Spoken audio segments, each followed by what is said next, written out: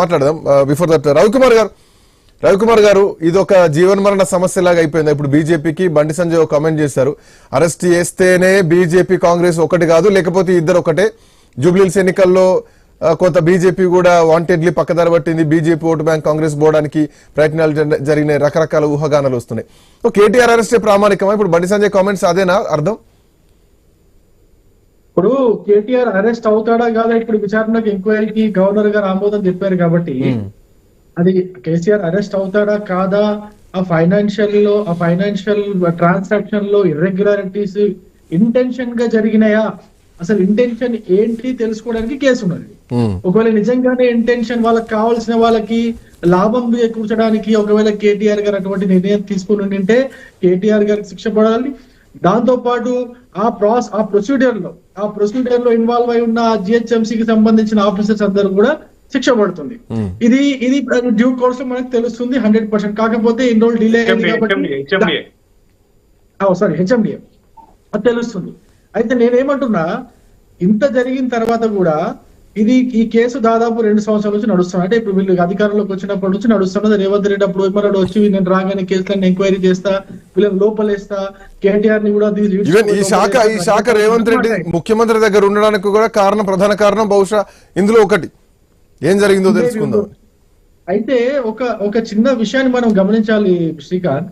ఇక్కడ ఏమైపోయిందంటే కాంగ్రెస్ గవర్నమెంట్ గత 2 సంవత్సరాలుగా చేస్తున్నటువంటి ఫైనాన్షియల్ ఇర్రెగ్యులారిటీస్ కూడా మనం ఒక్కసారి గుర్తు తెచ్చుకోవాలి. నేను ఒక చిన్న ఇన్సిడెంట్ నేను గుర్తు చేస్తా. ఇదే కేబినెట్ మినిస్టర్ జూపల్లి కృష్ణారావు గారు ఆయన మద్యం హోలోగ్రామ్ టెండర్స్ కి సంబంధించినటువంటి ఒక ఇష్యూలో ఐఏఎస్ ఆఫీసర్ రిజ్వీ గారు రిజైన్ చేస్తారు, బీఆర్ఎస్ తీసుకుంటారు.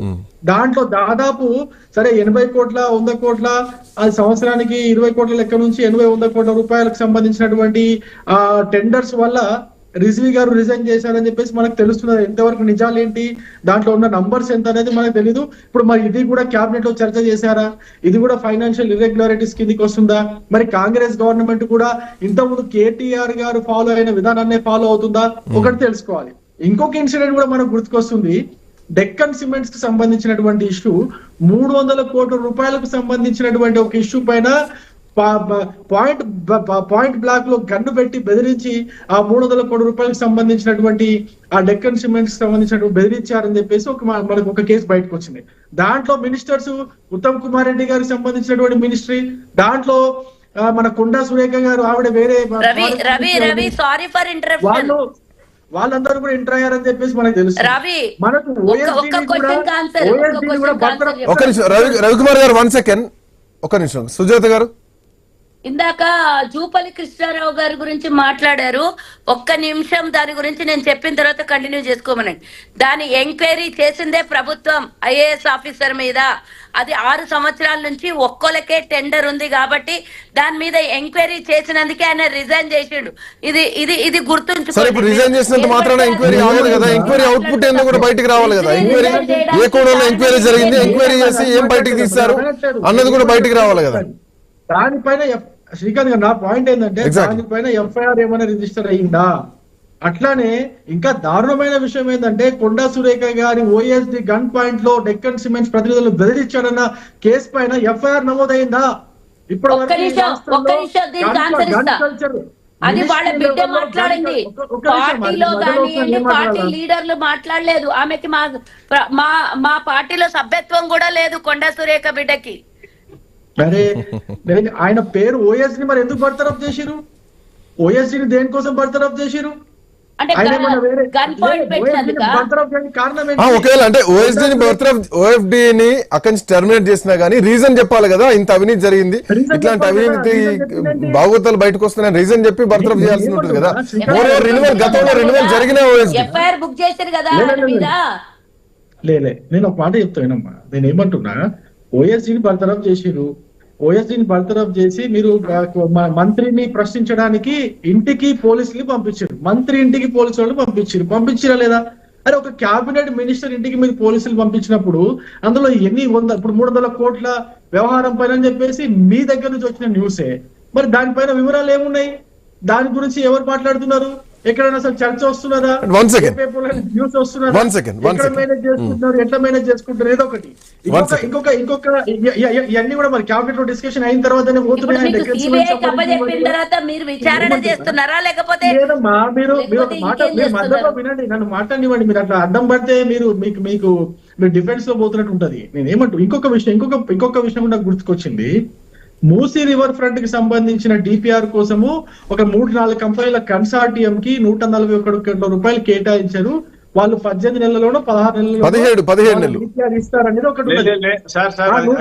నేను చెప్తా, ఒక్క నిమిషం రవణ, నాకు చెప్పండి. నేనేమంటున్నా, ఈ 150 రవికుమార్ గారు 1 సెకండ్. రవికుమార్ గారు ఒక్క నిమిషం, మీ పాయింట్ కైనా. ఈ మూసీ రిజర్వ్ ఫ్రంట్ కు సంబంధించినటువంటి పాకిస్తాన్ కంపెనీకి 140 కోట్లు బిఆర్ఎస్ ప్రతినిధిగా నేనే ఫస్ట్ తీసిన. అది శ్రీకాంత్ గారు తెలుసు, ఐనిష్ గారు తెలుసు. ఫస్ట్ చెప్పింది నేను. రవికుమార్ గారు ప్లీజ్. నా పాయింట్ ఏంటంటే, దీంట్లో 141 కోట్ల రూపాయలు ఆ కంపెనీకి మీరు పే చేసిరు కదా. పే చేసినప్పుడు అసలు అక్కడ నుంచి ఎంత వచ్చింది, మనకి ఏమైనా వచ్చిందా? అది ఎట్లా క్యాబినెట్ అది కూడా డిస్కషన్ అయ్యిందా? డిస్కషన్ అయిన తర్వాతనే ఆ కంపెనీలను మీరు ఫైనల్ చేసినారా? ఆ కంపెనీలు ఫైనల్ చేసిన తర్వాత మరి ఎక్కడెక్కడ దాన్ని అప్డేట్ అయినంతవరకు? అంటే నేను ఏమంటున్నా, ఇట్లా ఫైనాన్షియల్ ఇర్రెగ్యులారిటీస్ గవర్నమెంట్ లో ఉన్న ఈ 2 పార్టీలు, అంతకుముందు ఉన్నటువంటి పార్టీ, ఇప్పుడున్నటువంటి పార్టీలు రెగ్యులర్ గా చేస్తున్నాయి. వీళ్ళేదో శుద్ధపూసల్లాగా మాట్లాడుతున్నారు కాంగ్రెస్ గవర్నమెంట్. ఒక్క నిమిషం మాట్లాడి రాదు కొంచెం, ఎందుకంటే ఇస్తున్నాం. ఒక్క నిమిషం. ఇప్పుడు ఇంత ఇర్రెగ్యులారిటీస్ కేటీఆర్ ఫార్ములా ఈ రేస్ కేసు పైన అది ఫైనాన్షియల్ ఇర్రెగ్యులారిటీ జరిగిందని చెప్పేసి మీరు మాట్లాడుతున్నప్పుడు, మీరు చేసేటువంటి ఫైనాన్షియల్ ట్రాన్సాక్షన్స్ పైన మీరు ఎంత జాగ్రత్తగా ఉండాలి? ఇవన్నీ కూడా న్యూస్ బయటకు వస్తున్నాయి. ఇంకా చాలా ఉన్నాయి ఇట్లాంటి గత 2 సంవత్సరాలు మీరు చేసిన. 15 రోజులకు ఒకసారి కేబినెట్ భేటీ అవుతుంది కాబట్టి ప్రభుత్వ నిర్ణయం లాగానే చూడాల్సింది ఉంటది కాంగ్రెస్ పార్టీ ప్రభుత్వం చేసేది. రేపు పొద్దున ఏం జరిగినా గానీ కేబినెట్ మినిట్స్ ఉంటాయి. 15 రోజులకు ఒకసారి కేబినెట్ సమావేశాలు జరుగుతున్నాయి. సో ఓవరాల్ గా ఒక వ్యక్తి త్రూ జరిగే ఓకల్ డెసిషన్స్ కావు కదా.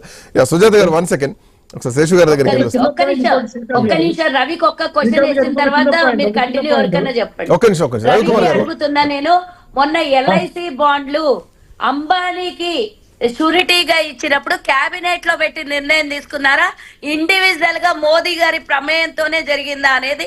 అది దేశ ప్రజలకి, ఇది రాష్ట్ర ప్రజల గురించి చెప్పట్లేదు నేను, దేశ ప్రజల గురించి. 32,000 కోట్ల 36,000 కోట్ల అది క్యాబినెట్ లో పెట్టి నిర్ణయం తీసుకొని ఆయనకు షూరిటీ ఇచ్చిండ్రా?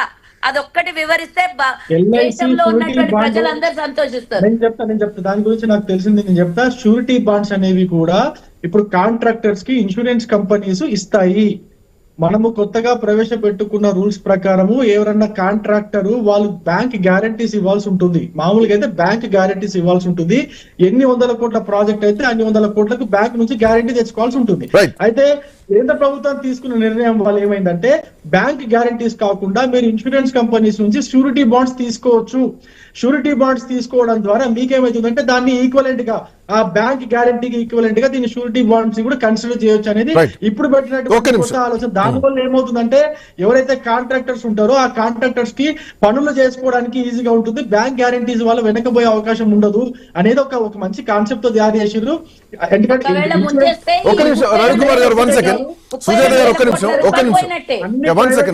కంపెనీస్, అన్ని private insurance companies surety bonds